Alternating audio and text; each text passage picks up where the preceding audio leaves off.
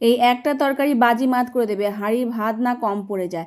রাধে রাধে বন্ধুরা, কেমন আছো সবাই? আশা করি সবাই ভালো আছো, সুস্থ আছো। সকাল থেকে যে ব্লগটা শুরু করছি, রান্না বসিয়ে দিয়েছি, সবজি সব বানিয়ে নিয়েছি, এদিকে চালও ধুয়ে নিয়েছি। হাঁড়িতে জল গরম বসিয়েছিলাম, এখন চালটা ধুয়ে তুলে দেবো। এঁচোড় বানানো হয়েছে, এঁচোড় আলু দিয়ে রসা হবে আজকে, ডাল হবে না। তো কড়াতে আলুটা আগে ভেজে নিচ্ছি, তারপরে এঁচোড়টাকে আলাদা করে ভেজে নেবো। তো এর একটা মিক্সারে মশলা করে নিয়েছি, পৌভুজি করে দিয়েছে, কারণ বাদাম কাজু কিশমিশ এগুলো দিয়ে একটা মশলা হয়, টক দই দিয়ে, জিরে গুঁড়ো ধনে গুঁড়ো আবার লঙ্কা গুঁড়ো দিয়ে এখন মিক্সচারে পেস্ট হয়ে গেছে।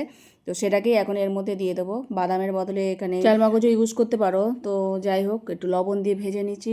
দুটো সবজি আলাদা করে ভেজেছিলাম, এখন আবার একসাথে দিয়ে মশলা দিয়ে ভাজা ভাজা করে নেবো। একটু জল দিয়েছি, মিক্সচারটা ধুয়ে একটু এটাকে ভাজা করে নিয়ে তারপর জল ঢেলে দেবো। আজকে আর ডাল করে নিই, রসাটা একটু বেশি করেই হবে সেই জন্যেই। আর গরম মশলা এলাচ লবঙ্গ সব কিছু গ্যাসের পাশে গরম করে দিয়েছি, ওটাকে বেটে নিয়েছি, একটু সাঁতলে নিয়েছি, গরম মশলা বেটে একটু ঘি দিয়ে আর চিনি দিয়ে নামিয়ে নিয়েছি। তো দুবেলার জন্য করে রাখছি, দু বাটি তরকারি আলাদা আলাদা করে রেখে দিলাম। তো এই তো একটা তরকারিতেই হয়ে যাবে। তো আর একটু বাঁধাকপি ভেজে নিচ্ছি অল্প পরিমাণ মতো, শুধু ভগবানকে একটা তরকারি দেবো তাই জন্য একটু বাঁধাকপি ভাজছি। তো যাই হোক, ভগবানকে সেবা দিয়েছি, আর মিষ্টি দই, এটা কুলির আচার, আর ওদিকে শশা, এই দিয়ে ভগবানকে সেবা দিয়েছিল। তো এখন ভগবানের ভোগ নিবেদন হয়ে গেছে, সকলে মিলে প্রসাদ পাবো, প্রভুজিও কাজে যাবে, আর ছেলেমেয়েরা সব ঘরেই আছে।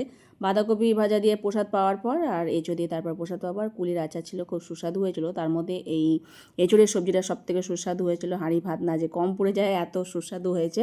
তো যাই হোক, ওবেলার জন্য আবার একটু আলাদা করে রেখেছি, যা লাগবে লাগবে, না লাগবে দুটোই ইউজ করে নেবো। খুব সুন্দর হয়েছিল, বাচ্চারা তো খুব ভালোবাসে আমাদের ঘরে এঁচোড়ের তরকারি।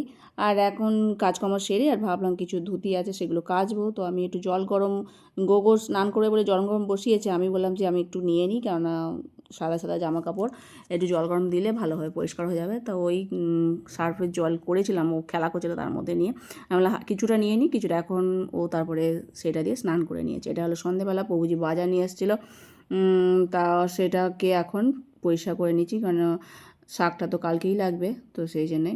আর এটা হলো আবার অন্ন করতে হয়েছে, তরকারি ছিল, ছেলেমেয়েরা বলে খিদে খিদে লাগছে, তো সেই অন্ন করে আবার মানে এক কৌটোর মতো চাল আবার বসিয়েছিলাম, ওটা সন্ধ্যেবেলা টিফিন পেলো তরকারিতে।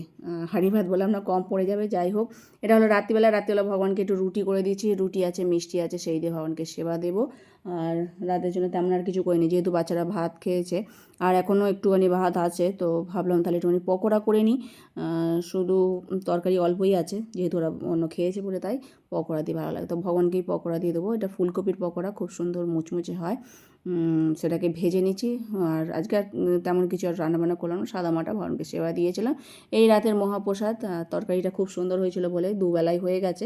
তো যাই হোক, সারাদিনে একটি ছোট্ট ব্লগ তোমাদের সাথে শেয়ার করলাম। সকলে ভালো থেকো, সুস্থ থেকো, হরে কৃষ্ণ।